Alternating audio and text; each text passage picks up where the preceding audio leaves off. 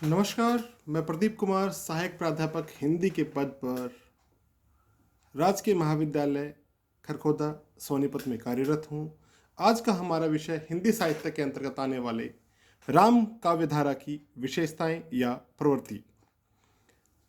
राम काव्यधारा हिंदी साहित्य के अंतर्गत भक्ति काल में आने वाले सगुण काव्यधारा के अंतर्गत आती है। सगुण काव्यधारा के अंतर्गत दो मुख्य काव्यधाराएं बहती हैं, एक कृष्ण काव्यधारा और दूसरी राम काव्यधारा। आज हम इसी राम काव्यधारा के विषय में बात करेंगे। राम काव्यधारा की विशेषताएं कुछ इस प्रकार हैं। सबसे पहले हम राम के स्वरूप की बात कर लेते हैं। राम काव्य परंपरा के कवियों के राम महर्षि वाल्मीकि के राम से सर्वथा भिन्न है। इन कवियों ने राम को ईश्वर का अवतार स्वीकार किया है। उनका राम शिव, शक्ति व सौंदर्य का समन्वित रूप है, अर्थात मिलाजुला रूप है। उनके अनुसार श्री राम दया के सागर, पतित पावन मीन्स गिरे हुए को उठाने वाले, महान दानशील व विनयशील हैं। भक्ति भावना से उन्हें सहज ही प्राप्त किया जा सकता है। देवी देवता भी उनके चरणों की वंदना करते हैं, क्योंकि राम विष्णु के अवतार हैं। पृथ्वी को दुष्टों से रहित करने व संत जनों का उद्धार करने के लिए ही उन्होंने धरा पर अवतार लिया है, जमीन पर अवतार लिया है, पृथ्वी पर अवतार लिया है। राम कवि उन्हें लोक रक्षक व मर्यादा पुरुषोत्तम भी मानते हैं।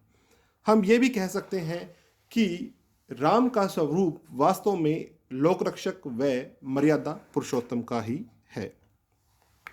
राम काव्यधारा की दूसरी विशेषता भक्ति भावना है। राम काव्य परंपरा की सबसे प्रमुख विशेषता इनकी भक्ति भावना है। इन कवियों की रचनाओं में नवधा भक्ति के उदाहरण मिलते हैं, परंतु मुख्यतः इनकी रचनाओं में दास्य भक्ति का परिपाक हुआ है। आप सभी जानते हैं कि सूरदास ने श्री कृष्ण की भक्ति सख्य भाव से की है, जबकि तुलसीदास जी राम की भक्ति दास्य भक्ति दास के रूप में करते हैं।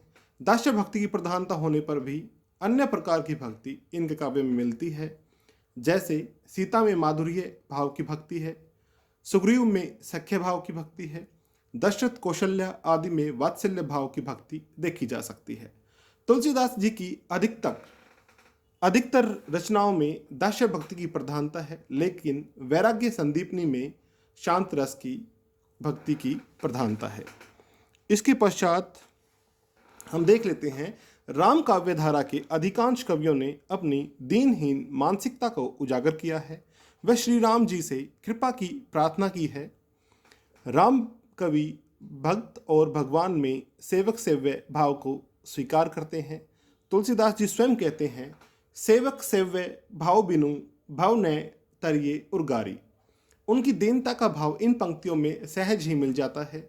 राम सो बड़ो है कौन, मोसो कौन छोटो, राम सो खरो है कौन, मोसो कौन खोटो। अर्थात राम बड़े उपकार करने वाले ईश्वर हैं और वह तुच्छ से तुच्छ प्राणी को भी इस भव सागर से पार निकाल देते हैं। अधिकांश स्थानों पर राम कवियों ने अपनी दीनता प्रकट करते हुए उनकी अनुकंपा चाहिए है, अर्थात दया चाहिए है। वे स्वयं को दास व राम को अपना स्वामी स्वीकार करते हैं। यह दास्य भक्ति की सुंदरतम व्याख्या है। इसके पश्चात हम बात करते हैं राम काव्यधारा की अगली विशेषता की, जो है समन्वय भावना। संपूर्ण राम काव्य अपनी समन्वय भावना के लिए प्रसिद्ध है, इसलिए इस काव्य को मानवतावादी काव्य भी कहा गया है। विशेषतः तुलसीदास जी के काव्य में समन्वय की विराट चेष्टा देखी जा सकती है। राम काव्य में समन्वय की भावना अनेक रूपों में दिखाई देती है, यथा निर्गुण और सगुण का समन्वय, ज्ञान भक्ति और कर्म का समन्वय, ब्राह्मण और शूद्र का समन्वय, शास्त्रों व व्यवहार का समन्वय, परिवार व समाज का समन्वय, विभिन्न दार्शनिक विचारधाराओं का समन्वय, भोग व त्याग का समन्वय भी इनके यहाँ देखने को मिलता है। भले ही राम कवि श्री राम को अपना आराध्य देव स्वीकार करते हैं, परंतु यह कवि अन्य देवी देवताओं की आराधना भी करते हैं। स्वयं राम ने सेतु बंध के अवसर पर शिव की उपासना की। तुलसीदास जी ने कृष्ण गीतावली की रचना भी की है और रामचरितमानस की भी। कृष्ण गीतावली में उन्होंने कृष्ण की आराधना की है। उन्होंने राम भक्ति को कृष्ण भक्ति के साथ जोड़ा भी है।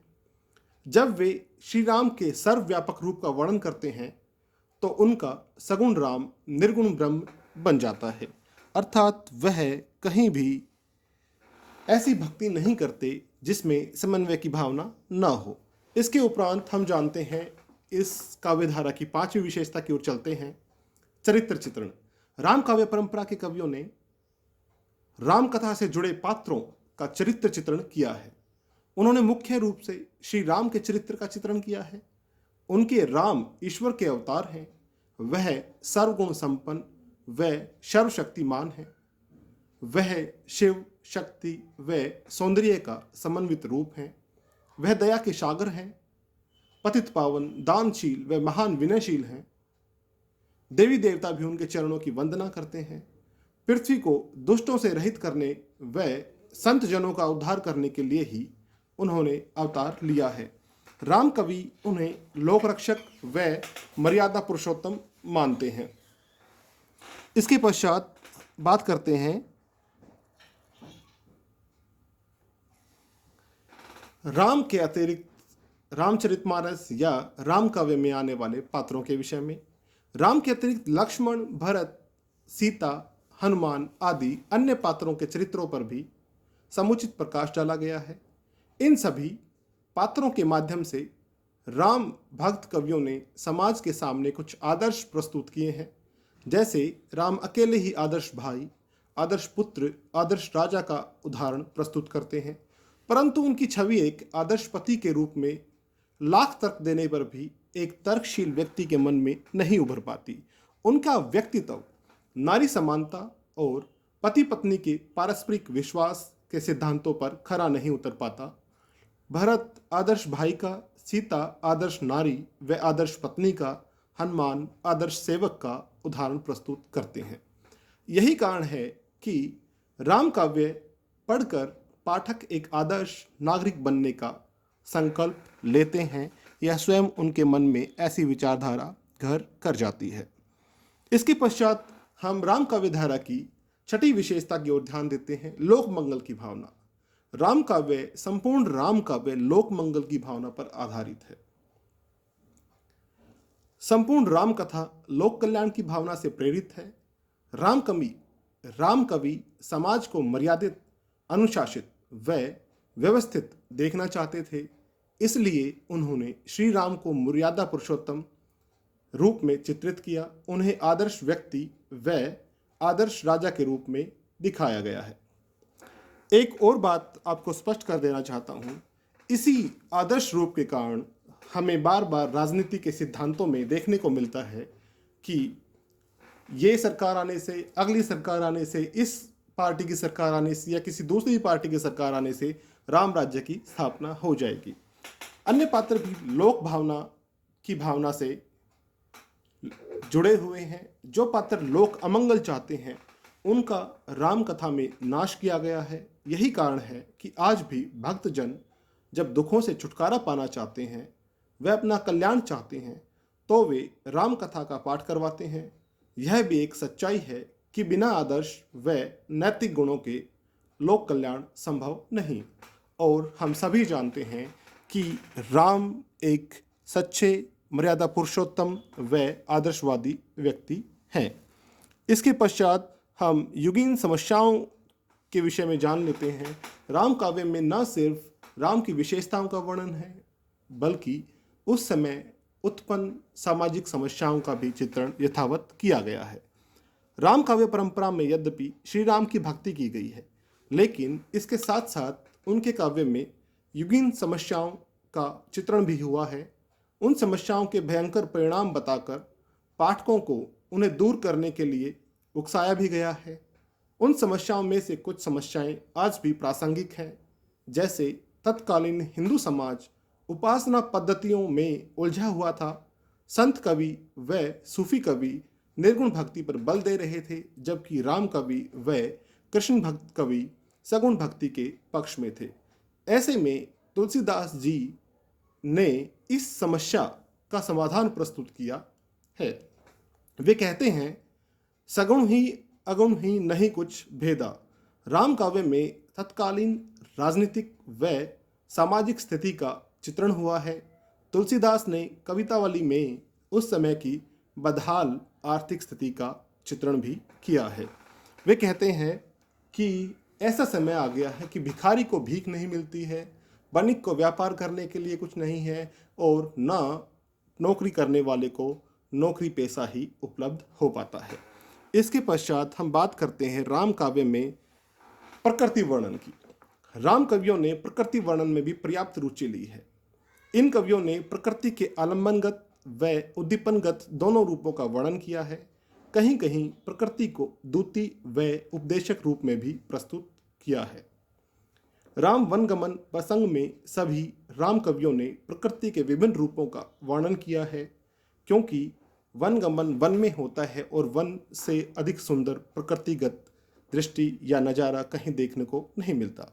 परंतु इन कवियों ने प्रकृति वर्णन उतना सरस नहीं किया जितना रीतिकालीन कवियों का प्रकृति वर्णन हुआ है। इसके पश्चात हम काव्य रूप के विषय में बात कर लेते हैं। राम काव्य परंपरा के कवियों ने प्रबंध व मुक्तक दोनों प्रकार के काव्यों की रचना की है। इन कवियों ने खंड काव्य व गीति काव्य भी लिखे हैं। रामचरितमानस तथा रामचंद्रिका प्रबंध काव्य है और हम प्रबंध काव्य के भेद के रूप में भी बात करें तो ये महाकाव्य की श्रेणी में आते हैं। जानकी मंगल खंड काव्य है, गीतावली गीति काव्य है। सूरदास जी ने भी राम भक्ति से संबंधित 150 पद लिखे हैं जो मुक्त काव्य की श्रेणी में आते हैं। इसके पश्चात हम बात कर लेते हैं राम भक्ति काव्य के कला पक्ष के विषय में, क्योंकि भाषा शैली सरस थी या नहीं थी इस विषय में हम बात करते हैं। राम काव्य धारा के कवियों ने मुख्यतः अवधी भाषा का प्रयोग किया है। तुलसीदास जी की रामचरितमानस व जानकी मंगल की भाषा अवधी है। इसके अतिरिक्त राम कवियों ने ब्रज भाषा में भी रचनाएं लिखी हैं। तुलसीकृत कवितावली, गीतावली, विनय पत्रिका ब्रज भाषा में रचित हैं। केशवदास की रामचंद्रिका भी ब्रज भाषा में रचित है, लेकिन इनकी भाषा में अन्य स्थानीय भाषाओं के शब्द भी मिलते हैं। दोहा, चौपाई, सोरठा, सवैया, कवित इनके प्रिय छंद हैं। इन कवियों ने शब्दालंकार और अर्थालंकार उन दोनों प्रकार के अलंकारों का सुंदर प्रयोग किया है।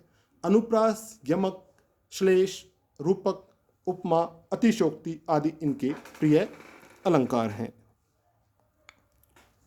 कहा जा सकता है कि राम भक्त कवियों ने कला पक्ष का सुंदर बेजोड़ उदाहरण इतिहास में प्रस्तुत किया है। इसके पश्चात हम निष्कर्ष रूप में कह सकते हैं कि राम काव्य परंपरा ने हिंदी साहित्य को समृद्ध किया है। भक्ति काल को हिंदी साहित्य का स्वर्ण युग बनाने में इस काव्य परंपरा का विशेष योगदान है। और अंत में मैं आप सभी बच्चों से कहना चाहता हूं कि इस वीडियो लेक्चर के माध्यम से आपको इस विषय को समझने में थोड़ी सहायता, सरलता अवश्य होगी, और यदि आपको इसका फल अच्छे से मिला तो मैं समझूंगा मेरा यह प्रयास सार्थक हुआ। आप सभी को नमस्कार, आपका दिन शुभ हो। धन्यवाद।